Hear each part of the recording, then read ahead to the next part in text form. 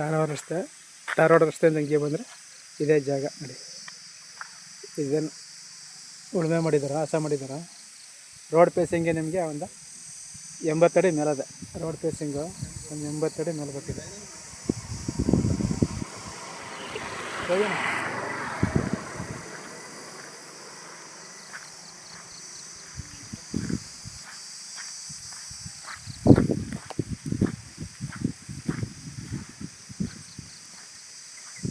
ಇದೇನು ಕಾಣ್ತಾ ಇದೆಯೋ ಹಸ ಮಾಡಿರೋ ಜಾಗ ಇದೆಯಲ್ಲ, ಇದು ಒಟ್ಟಿಗೆ ಆ ಕಡೆ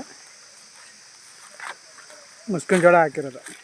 ಮುಸ್ಕಿನ ಜೋಳ ಹಾಕಿದ್ರಲ್ಲ ಆ ಜಾಗ ಸೇರಿಸಿ 1 ಎಕರೆ ಇದು. 1 ಎಕರೆ ಸೇಲಿರುವಂಥ ಜಾಗ ಇದು.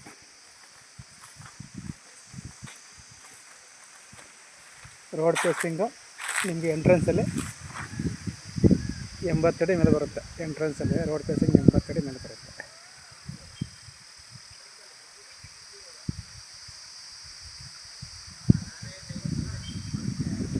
ಅದ್ಬಸ್ತಲ್ಲಾಗಿದೆ, ಕಲ್ಲಿದೆ ನೋಡಿ ಇಲ್ಲಿ. ಅದ್ಬಸ್ತ್ ಕಲ್ಲಿದೆ. ಪೇಪರ್ ರಿಜಿಸ್ಟ್ರಿಗೆ ರೆಡಿ ಇರುವಂಥ ಜಾಗ ಇದು. ಒಂದು 20 ತೆಂಗಿನ ಮರ ಇದೆ, ದೊಡ್ಡ ಮರಗಳು 20. ಟೀಕ್ ಮರ ಒಂದು ಸ್ವಲ್ಪ ಇದೆ, ಸಣ್ಣದು ಒಂದು 20-30 ಇದೆ ಟೀಕ್ ಮರಗಳು.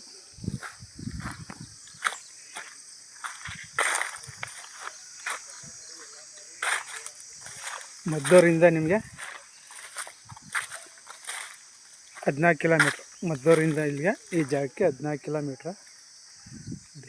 ತುಂಬ ಚೆನ್ನಾಗಿದೆ ಜಾಗ.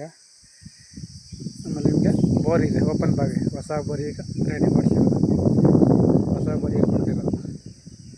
ರನ್ನಿಂಗ್ ಮೋಟ್ರ್ ಇದೆ.